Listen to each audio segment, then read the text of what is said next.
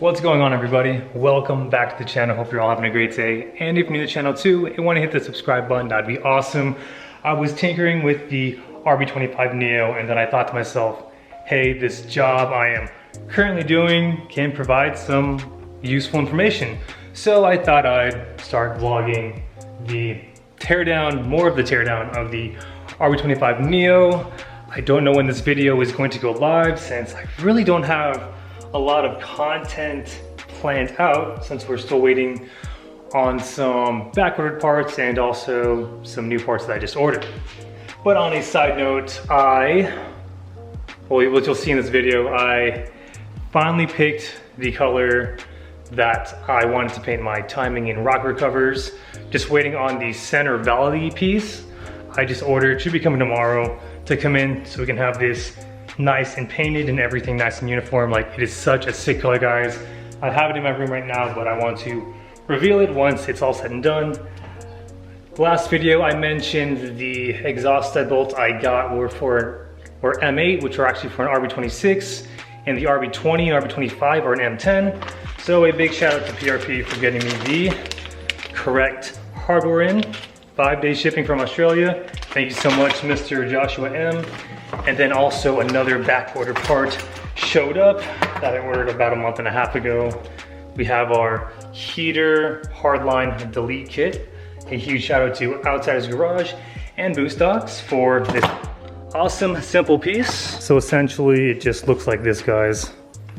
Running heat from the block to the thermostat housing, and there are some ports there for any accessories as well.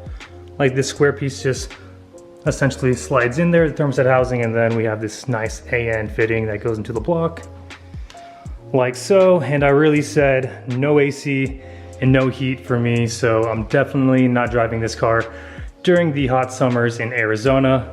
Maybe at nights, and then in terms of heat, it really doesn't get too cold here in Arizona during the winters, but then again, winter's only like a month and a half here. So currently, I am removing the oil pump, and to remove the oil pump completely, you need to, of course, remove your crank gear and your oil pan. I did, like I mentioned last video, order a new oil pump. I pulled the trigger and I went ahead and ordered a fancy billet steel Neo high volume, high flow oil pump, and then I also ordered the Neo drag series multi-layer steel 1.2 millimeter head gasket. So that stuff should be here relatively, I guess, soon, like a week and a half to 2 weeks, and we will be sending the block and the head to Albert up in Phoenix. He's going to essentially deep clean the head and block for me. The block, exterior wise, is gonna degrease it and then paint it for me. In terms of the head, he's going to disassemble everything, do a nice valve job, clean out all the excess carbon on it, and also give this thing a nice spray. I can't wait. Like, as you can see here, the Neo is actually pretty clean already, but this thing's just gonna look immaculate, like factory new once it comes back. All right, so before you turn your motor over, make sure you have effectively drained out all the oil. I feel like more oil's gonna like fall out of here. Oh, of course, more coolant. 1 second, guys. All right, let's try this again. Jeez, I can't win. Dude, this is taking way too long. Now let's go ahead and remove the oil pan. All the bolts on the perimeter of the pan are going to be 10 millimeters.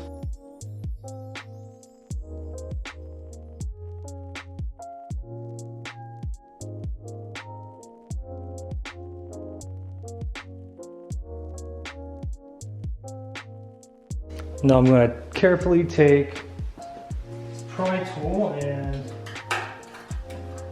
shimmy it around with a hand. Might need a razor blade, I'm not too sure yet. If I damage the pan, that's okay because I do plan on running a better pan.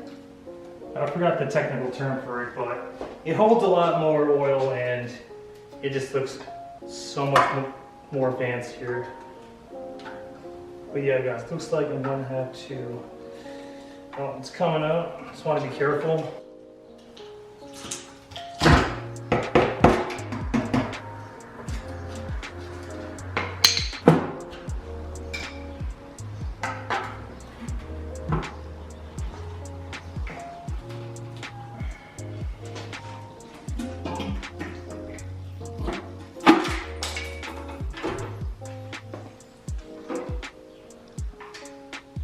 Nice. Got it. Nice. Goodbye, OEM oil pump. And in 2 weeks, we'll be getting our fancy billet steel Neo high volume, high flowing oil pump. So I went ahead and inspected the bottom end, and honestly, we took another W. This thing is immaculate, super clean, definitely low kilometers. I know you can't see too well on camera, but no, nothing abnormal, just like normal, not even like wear and tear, honestly, for my eye at least. Super clean. And again, Ian, if you're watching this, thank you so very much for the hookup. Definitely low kilometers. And in cranking, inspecting the cranks now, it's also in good shape as well.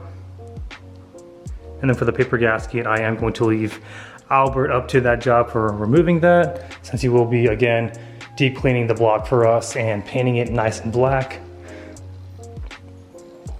This is also a good time too for me to remove the rear main seal and bracket. I wonder if I can seal it off my 20, since it's literally brand new as well.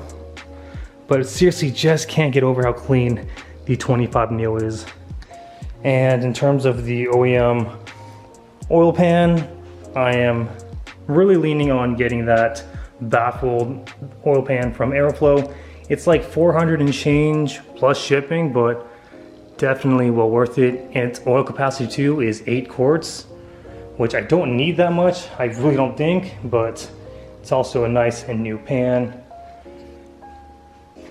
So incredibly stoked. So I'm gonna go ahead and source all of these hardware from my garage floor, and then we can go inside and I can show you the new powder coating for our rocker and timing covers.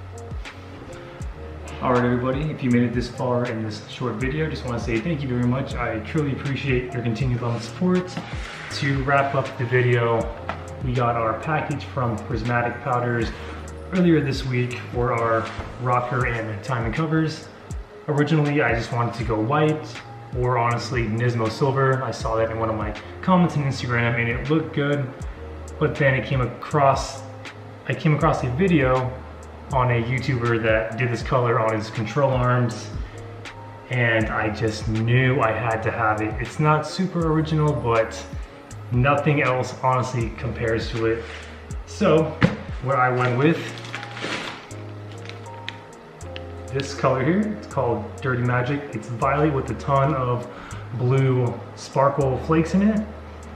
I'm incredibly stoked to have this. It's almost a little bit unnecessary how much it sparkles, but honestly, the purple accents on my skyline really complement each other, or they really complement the gray blue color, and I knew this was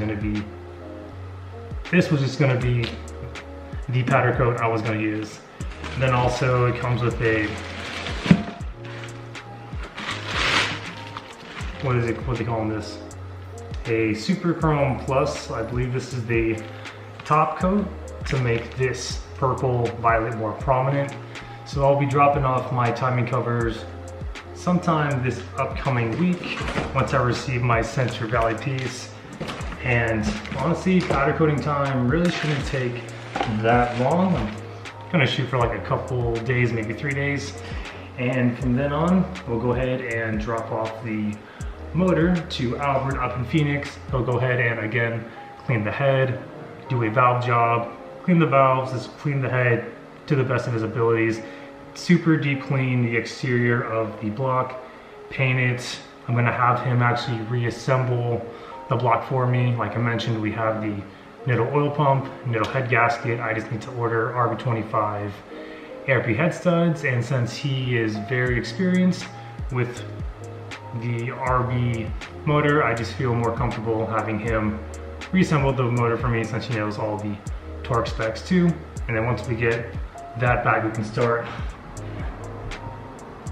buttoning up essentially everything: manifold, turbo, other manifold, the wastegates, and then start hooking up our fueling, check off the fueling. And once all that is done, again, we'll have to get custom intake and intercooler piping made, which It just sounds like so much, guys. It's almost, what's the word, overwhelming how much more work there is still left to do.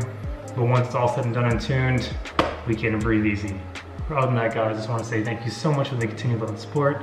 And if you're new to the channel too and want to hit the subscribe button, that'd be awesome. And remember, aim high, drive low. We'll catch you next video. Take care.